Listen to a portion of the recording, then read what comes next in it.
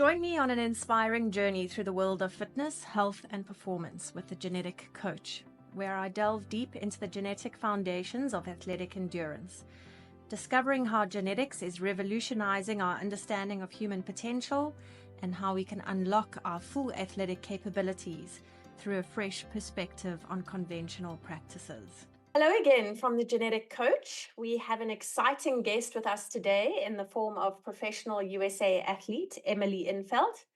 And she has an interesting or very professional bio, and we're going to go through it. She is a world champs bronze medalist. She is an NCAA champion, an indoor NCAA champ, as well as an Olympian. So very impressive. And we're thrilled to have you, Emily, with us today. So very warm welcome to you, and thanks for joining us.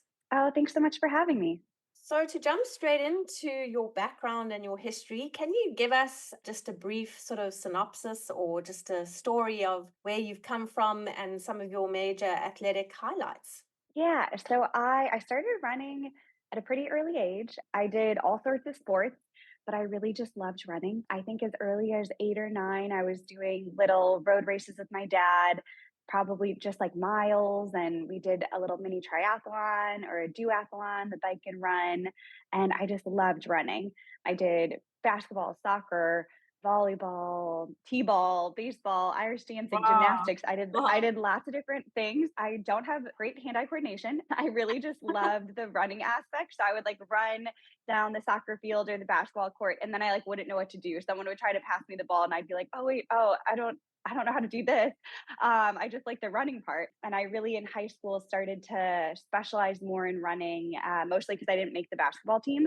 That cut out that sport for me. So I did cross country and track, and then would lifeguard and do some swimming over the summer.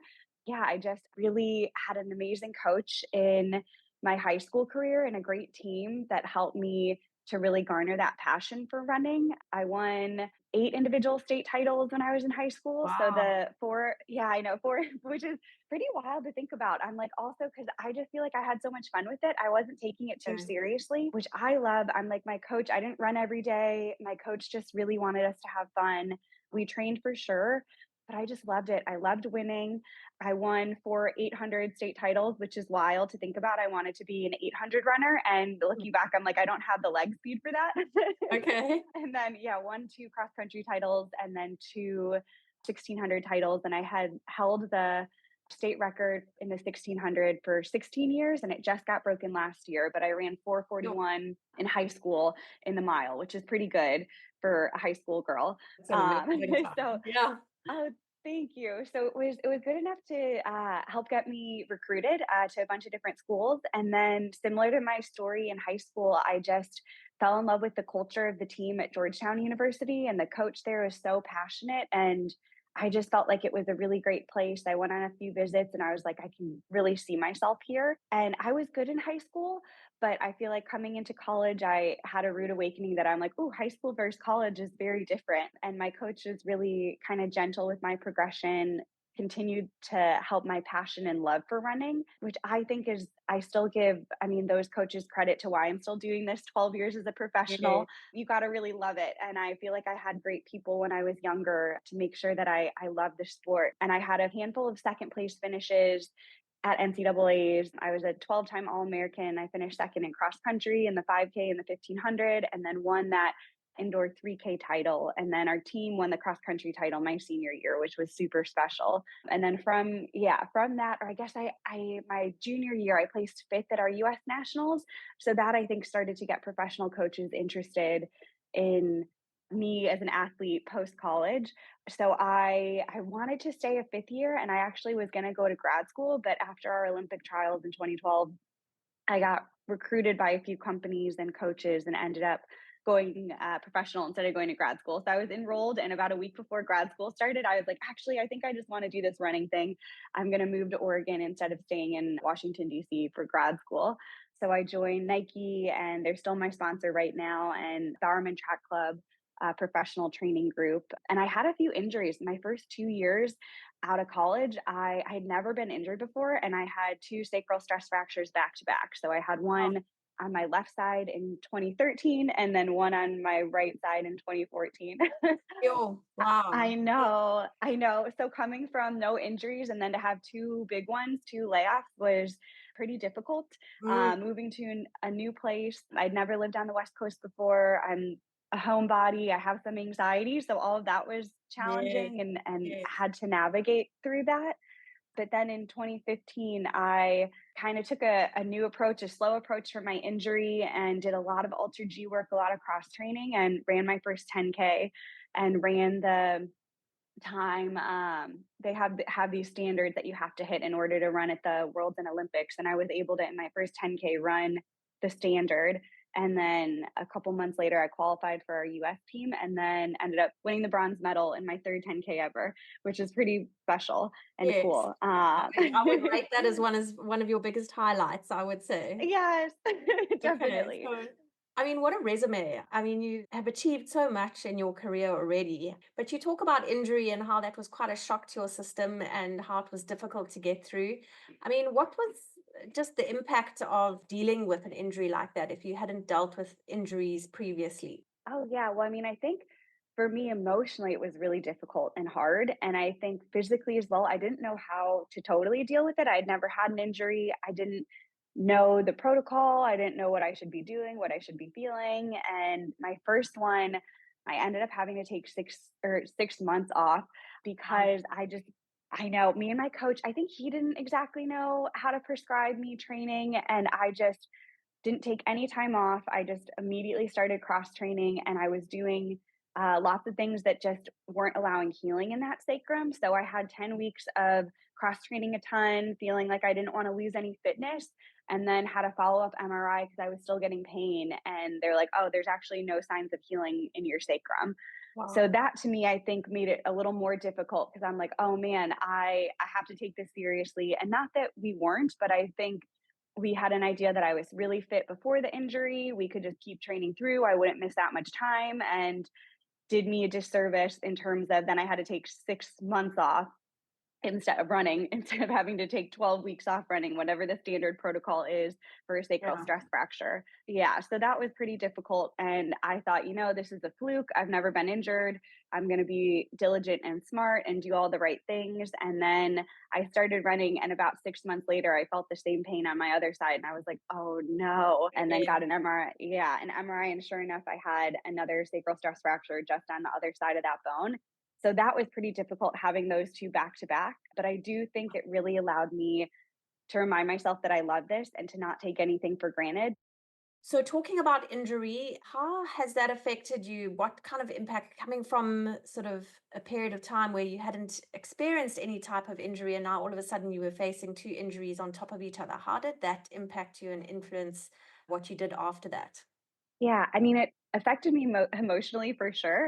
It was really difficult and made me really look into my mental health. And I started working with a sports psychologist.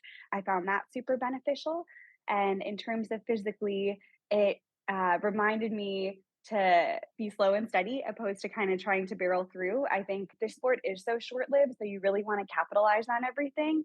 And for me, it reminded me to enjoy and appreciate those moments when I did have success and to remind myself that you don't know how long this is going to be. So, really soak this in. But times when I was training, it helped me to be a little more cautious and to not just barrel through because I think, especially that first injury, really trying to just save my fitness and keep my fitness and not taking the proper protocol originally after that injury ended up being 6 months off and ended up being 10 weeks of cross training, followed by 10 weeks just totally off, and then a little more cross training before getting back into running. And I could have made it a way quicker recovery and feel like I did myself a disservice by being a little too bullish and just really focused on I just have to stay fit instead of just my body is telling me I'm hurt. I need to Yeah. recover. I need to take this time. So those were hard lessons. And I think reminders I have to tell myself when I'm dealing with injuries now, and that these things happen. Sometimes there's no rhyme or reason. Sometimes you can look back and say, I really see what we did in training.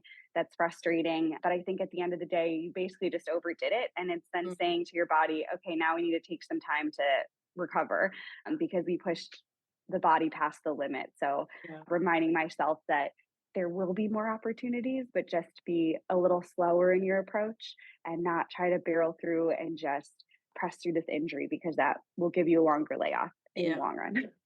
Yeah, so it's so interesting. You talk about listening to the body and doing what's right for the body instead of trying to match sort of our expectation and trying to push our bodies into an expectation that maybe others have of us or maybe we have of ourselves. But looking at the genetics now, because you've had a genetic test done Yeah. and you've garnered some information from your genetics now, and what kind of insights has that given you into your body and listening to your body and training and how you may be doing things differently now that you've got this information? Yeah, I thought it was so interesting. It's really cool to get all of that insight. I loved having some reaffirming information that, oh, I'm really good. I'm a good aerobic athlete. It makes sense. I'm a long distance runner. I have a pretty good VO2 max, ability to respond to that VO2 max, and the power aspect, which I think made me feel good and helped me feel confident. And then, as well as that, just seeing the injury portion, what injuries I'm prone to was also reaffirming since I've had a bunch of injuries. Um, but to really see for me that the tendon ligament area versus the bone, that those are my big problem areas. And I think generally speaking, as a runner, you look at and you say when you press too quickly in like a month or 2 month span, you tend to get those tendon injuries. And then if you are pressing maybe not as intense, but over a longer span, that's when you get your bone injuries. So I think for me, seeing like, man, I was able to surpass getting those tendon ligament injuries in previous years because I wasn't pushing too hard. But this year, I know we upped my training way too much in a short span, and I'm dealing with an Achilles injury right now. So it makes a lot of sense. Mm, And I think that's helpful for me to see and for me to know going forward when kind of talking to my coach. And I'm working with a new coach now about my training and really listening to the body, especially I'm 34 years old. So you have to be a little different than when you were 22. And I think that's also, I'm like super appreciative to still be doing this at this age. And not that it's old, but it is just my body is different. mm, And I think having some kind of concrete information to show me, like, okay, yes, I do have a lot of natural ability in this long distance sport, but I also, my body is inclined to have these injuries, maybe more so than other people. mm. And I love that. I feel like the genetics give me that insight and information into what I should be focusing on and just remind me too, because I think anecdotally, we all know, I think as athletes, you're really intuitive to your body, but Yeah. sometimes you need to see that kind of in black and white writing Mm. so that you have it like firm, confirmed, and it helps you to kind of guide that so you're not just pushing yourself past the point into an injury. Yeah, yeah, absolutely. I mean, black and white information definitely makes it more real and definitely makes it more actionable. And so, yeah, if only you'd had this kind of information when you were younger, I mean, to have taken Totally. action earlier in your career, but such as it is, you are now where you are. And tell me, have you shared this information with your coach, and how does your coach integrate? I mean, you are on the GeneFit app at the moment, and you are making use of the scores, the fitness scores, and whatnot on there. Are you sharing that with your coach, or how are you using this type of information in your training? Yeah, so I'm working with a new coach now. I mean, as of beginning of June, so it's just been a few Oh, months. very new. Um, yeah, so very new, but he's great. He's actually a sports physiologist, so he loves this type of information, and he really believes having more information the better, just in terms of knowing more about me. And me as an athlete is different from everyone else as an athlete. And I think to echo something you said earlier, we all want to push ourselves to reach a certain point, but it's not just there is no one way, no perfect way. I mean, if there was only one way to do this, everyone would be doing the same exact thing, but everyone is different. And that's why I think these genetics are really cool and special because everyone is so different and unique and it shows you your unique strengths and your unique weaknesses. And I think for that and just showing that to my new coach, so he kind of has a better understanding of, okay, oh yeah, this is stuff we thought anyways, but like this is great for me to remind myself that like if you're feeling something, like we definitely want to back off. but also like you do have a great aerobic capacity. So like that can kind of help with certain workouts, and your VO2 max is strong, but like we don't want to do too many of those because that could flare up your tendon and that sort of thing. So I think talking with him in that way. And right now I'm not back running yet. So we're having a very slow approach, which I think is good. I'm like, this is the time to do it. I missed this season.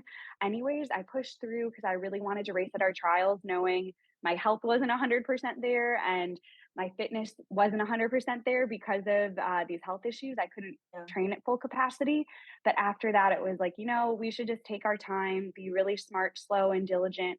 And I think that's showing and echoing in my genetics or in my GeneFit in the app, showing that like I'm all in the green, that I'm at an optimal level of internal, external load. So I think we're playing things really smart. And I think that it's nice to have that app in case I start to feel something, or it can kind of show me hopefully before I start to feel something. I'm looking at it every day to see if it's changing. And if it starts to get in the red, then it's like, okay, let's stop before I start to feel something. So that to me also, just to have that concrete piece of evidence right there is really helpful, because I think as an athlete, all athletes do this. You want to push yourself, you want to be your best. Sometimes you're like, oh, I feel something, but it's probably nothing. I'm just going to keep pushing through. And then all of a sudden, that thing that felt like a 1 out of 10 is now a 3 out of 10, and then a 5 out of 10. And then now you're injured. I think it's a slippery slope. Slippery slope indeed. And we know that training load is closely linked to injury risk. Can you give us maybe some insights as to your coaches that you have used and your new one that you're using at the moment? What type of platforms do they use to monitor your training load, and how does that compare to what GeneFit does for you and the type of information that GeneFit gives you? Oh man. So my very first coach out of college used nothing. So we didn't monitor anything. And that also, I mean, wasn't totally a product of like just a product of his environment. And he was an old school coach, but we didn't even have GPS watches at that time. Like I was just going on time, but had nothing. Like I really had nothing to monitor. So when I had my sacral stress fracture, to me, it felt like it was out of nowhere. Obviously, it wasn't. I think now, even remembering back, it's like I don't even remember the warning signs, but something like that doesn't happen overnight. I mean, it takes time to develop a bone injury, especially a fracture in your sacrum. That's a pretty big one. It's not not like it happened overnight, but we weren't really tracking anything. I think we could have been using something, but there wasn't as much readily available. And I worked with that coach for 9 years, and then started with a new coach, just kind of in the interim, and was really collaborative just for about 6 months or joining this other group who I was working with. And this coach really, he liked data and tried to look at the watch data and heart rate in particular, Hmm. but it was tough for me to just use heart rate, because I feel like heart rate, talking to my current coach who's a physiologist, heart rate is a piece, but he's like, this is one piece. Like you shouldn't dictate training on just heart rate. And I think that's why I ran into this tendon issue, because we were looking at my heart rate and saying, oh, your heart rate is fine. But it's like, yeah, my heart rate was fine, but my body wasn't responding. My tendons weren't responding to the load, even though my heart rate seemed to be. I feel like the data, if you're not using all of it, can be really tricky if you're just focused on one metric. And I think it's great that there are these heart rate monitors readily available, but especially in an impact sport where I'm pounding on the ground with everything I'm doing, you have to be really careful and diligent about every aspect of that. For most runners, that's what fails you first, is your body, not your cardio system. We all have pretty good cardio, especially as an endurance athlete. So feel like there's many other things out there to help monitor the load in that way. And I think this is really important for me and for all athletes, because I mean, no one wants to be injured. I think that's the worst. I feel like the worst thing that happens when you're an athlete and you're pushing your body. I was just at an event this last weekend and was asked if I had to choose never getting injured again or getting a PR in every race, what would you choose? And I'm like immediately like, oh, never getting injured again. I would 1000% pick that. I'm like, no one wants to be injured. I'm like, I don't care about, Absolutely. because I'm like PRing in every race. What if that means no races because I'm injured? Like I would way rather be Exactly. racing. Yeah, no, for sure, for sure. I mean, yeah, you just hit the nail on the head there in terms of what an impact injury has on an athlete, not only physically, but just mentally, emotionally. And it can destroy a career. And that's why athletes are so interested in this new technology that can potentially alert you to periods of time where you are at risk. I think there's so much in that, and a lot of development still to do, but it is groundbreaking work that we are doing in the industry. But you are currently struggling with an injury at the moment, are you not? Yeah. Yes. You said. And I mean, that's obviously impacted your Olympic trials. And you've spoken about the fact that you've pulled your training load right back. And what type of things are you doing to get over this injury of yours at the moment? Yeah, I mean, right now with Achilles stuff, you do want some load, but not you just don't wanna overload. So I ended up getting a PRP injection into my Achilles and then into my hip as well. I have a labral tear in my hip that honestly was probably exacerbated from my Achilles, and from running wonky because I had surgery on the left side for my I had a pretty significant labral tear and significant cartilage damage that they really wanted to take care of that. I wasn't able to lift that side up. I was positive in all the tests. I've had this labral tear in this right hip kind of like interspersed. It's been there on some MRIs when I'm checking out my hip in 2020 and 2021. I was dealing with I had a pubic ramus stress reaction and my labral tear didn't show up. So I was like, oh, interesting. And I took time off for that and it didn't show up, which probably means it wasn't significant enough. I got an MRI, oh man, maybe 10 or 2 weeks or something before the trials, just because I'd been feeling hip pain and already knew my Achilles that I was dealing with that tendonitis and my labral tear was there and looked pretty significant. So I just got a cortisone injection into my hip to try to numb it. And then I couldn't do anything for the Achilles. So now I ended up doing the PRP into my Achilles and into that hip just because we wanted to take some time and just we're like, let's get them both. Let's hopefully this will help spur the healing. And with that type of injection, you just don't want to push it too much. So I took a few days totally off of everything, wasn't really walking or weight bearing, and then was able to do some walking, add in some swimming just without any kicking. So just with the pool buoy. And then this last week, I was able to add in some elliptical, a little bit of bike, and really just trying to be gentle and to say, I'm going to slowly get my fitness back, but I would way rather at this point in my career and in this injury stage, just focus on recovery and listening to my body, whatever that is, and just trying to say less is more right now. I want to get back to running. So I'm approaching this cross training right now as what I can do to get me running quicker, which is not pushing it over the limit, not trying to do too much. And then I'm working with my PT out here and we're meeting twice a week to just do some general gym strength rehab stuff. I mean, rehab specific for the Achilles and the hip, but also just general body, what I'm able to do. So that's been really beneficial to just be in the gym with her for like 60 to 90 minutes twice a week and not doing anything crazy, not doing much weighted stuff, but mostly rehab and then just adding in the appropriate loading to really that Achilles, which needs some load, but again, just the right kind of load. So I'm happy. She's wonderful, and I've worked with her for 7 years. So it's great to have someone who knows me and my body so well to kind of help me with this recovery. Yeah, so it sounds like you've got a great network around you, which is always important when coming back from injury and knowing that you've got the support. And also, I think just mentally sort of getting around the fact that this is going to take time and just giving yourself the flexibility to take the time and just being patient with yourself, which is so important. But I want to just get back to the genetics again and just speaking about, so obviously, we've spoken about your predisposition for injury. But you've obviously got the genetics of an elite athlete in terms of your VO2 max response and your aerobic capacity. So I just want to go back to when you were younger and that the fact that you loved running. Naturally, you were drawn to running because naturally that is what your body felt like it could do easily. It wasn't difficult for you. So, what are your reflections on natural talent versus having to put in the hard work to be competing at your level and the contribution of natural talent versus hard work? Totally. I mean, I feel really lucky because I loved running at such an early age, and to agree with you. I'm like, I think that's because I was pretty good at it. I realized this is something I'm really good. I'm the fastest in my class. I'm faster than all the boys. I loved winning. So that reinforced my, I think, ability to even work harder because I'm like, I like this.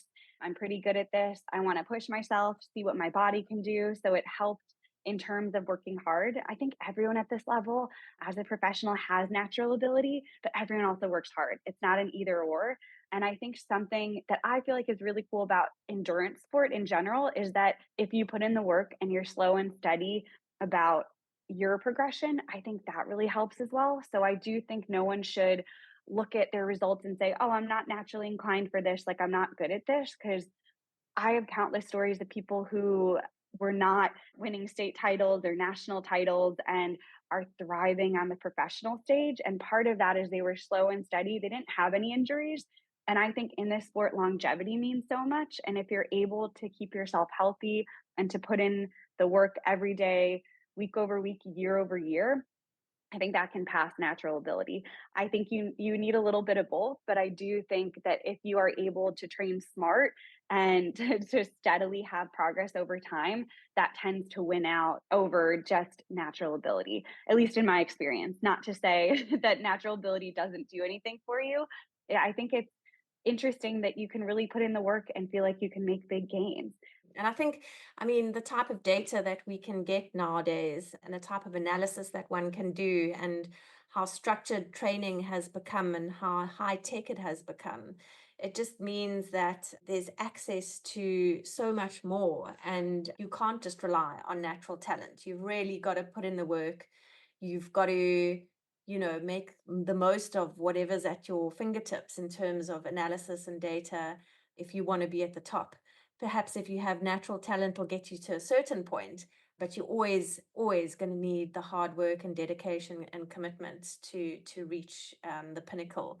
So yeah, so interesting to hear you say that, you can never box yourself. If you have your genetic results and they're not that great in terms of the exercise results that you're getting, is never to say, well, I'll never be able to achieve in that sphere, because hard work always goes a long way. So yeah, maybe we can just finish off by talking about we've obviously, it is an Olympic year this year and there's much hype around the Olympics. So maybe you can just give us a little bit of insight into what it was like when you went to the Olympics in 2016, I think it was. Yep. Yeah, yeah. Totally. I mean, the Olympics for me, it was something I always wanted to do when I was in 4th grade. We had to dress up as what we wanted to be when we were older. And I dressed up as Flojo, who's this American sprinter. And I said, I want to be an Olympian. I want to be a gold medalist. Like, I want to go to the Olympics. So, as early as 4th grade, whether I was 9 or 10, saying that's what I wanted to be when I grew up, it really was a dream fulfilled when I made that team. It was so special, especially because I had worked so hard. I mean, from high school, college, I had that in kind of my foresight that that's what I wanted to do. And then to come out and have a couple big injuries and able to recover from those and have a really great 2015. But for me in 2016, I had a stress fracture in my hip in at the end of March and kind of saw my Olympic dreams slipping away and ended up taking 2 weeks totally off of running, off of everything, and then did some cross training for 3 weeks and really slowly brought the running back in. And I think that for me, one, shows that I have some natural ability. I was able to get fit quickly, but I also think it's a reminder that I put in a really good year in that 2015 year and that that's not all gone. I think sometimes when you get injured, you're like, this is all gone, everything's all gone. And it helped to remind me that I'm like, I put in a lot of miles in those legs before those injuries in that last year. That's all still in there. It helped give me the confidence. And I was so excited to make that team. I mean, it was something I dreamed about forever.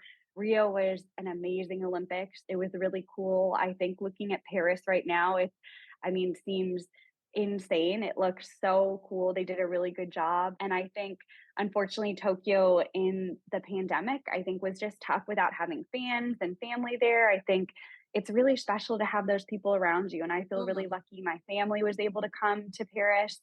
Or not to Paris, to Rio. Yeah. I wish I was in Paris, but my sisters, my parents were able to come to Rio, which was really, really special. And just for me to put on that uniform and know that I was forever an Olympian, was Mm. really powerful. There was, I mean, lots of cool things with sponsors there. I was sponsored by Nike at the time, and they had this really cool house. There was this Beats house for those headphones. There was an Omega house, and that was really cool to see. I don't know, just to me, it was like my eyes were so wide. I'd been to world championships before, but nothing like the Olympics. It just is the pinnacle of our sport.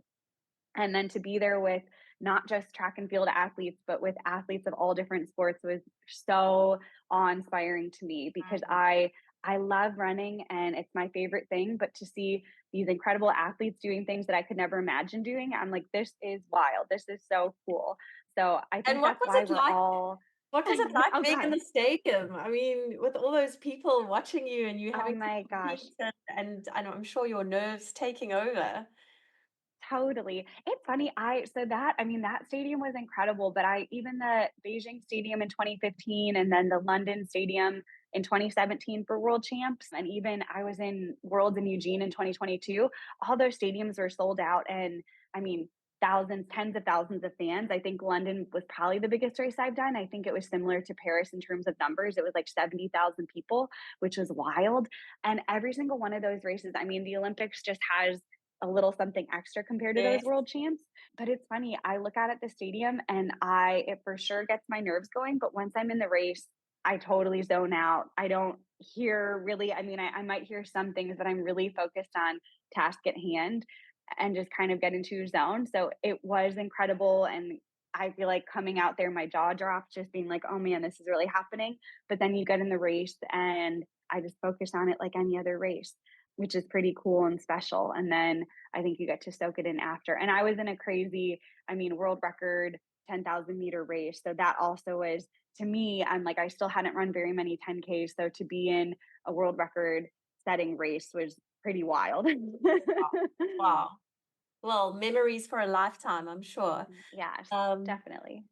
but Emily, just to finish off now, you've obviously making your way through these current injuries and you're going to take it slow, as you said, which is a great approach. But what is your next kind of mark on the calendar? What are we looking forward to? What are you aiming for next? Oh, right now, I this is the first time I'm doing this, but I'm trying to not put anything on the calendar just to give me a little more flexibility.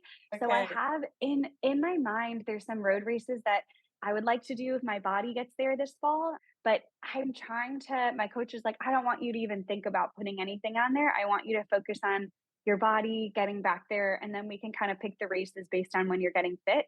But that being said, I'm like, there's a New York Marathon has a 5K every year that's super fun and it's a great weekend. So that's something I'm looking forward to. I also have in the back of my mind maybe doing a marathon this spring. Yeah, the world champs are a little later next year. So I'm like, I don't know. It gives me, I want to do a marathon. I haven't done one yet. So we'll Mm. see if I'm focusing on the 10K on the track or trying to do a half or a full marathon or all of the above. Yeah, but right now I love running. So I have lots of different, we'll see how my body is doing. Maybe I'll do this race, maybe I'll do that race. So I'm trying to really be patient and to not put something on the calendar so I don't make myself feel like I need to get fit for that, but really looking, I mean, mostly towards 2025 and just saying, you know, if something happens the fall of 2024, I'd love to do a race, but only if it makes sense in my recovery and kind of my building fitness. And if it doesn't, then I'll probably push some races off till 2025 and then have some good options. So we'll see what it is. So right now I don't have any clarity, any concrete Okay. for you. Awesome, but there are obviously new horizons there, and Yes. clearly your injuries and everything that you've gone through has given you a lot of new perspective, which is always good as an athlete. And yeah, we just wish you all the best, and we are looking forward to seeing how GeneFit is helping you along this journey of coming back to full fitness. And we follow closely. And yeah, as I said, we just wish you all the best in what is to come. And thank you so much for joining us today. We really enjoyed listening to you. Oh, well, thank you all so much. And yeah, I love working with GeneFit and you also. It's been great. And I'm like, hopefully we can help. You all can help to make sure that other athletes aren't dealing with these long-term layoffs. So I think Mm. it's really important. So thank you so much. Pleasure. Chat to you soon. Bye. Yeah. Bye.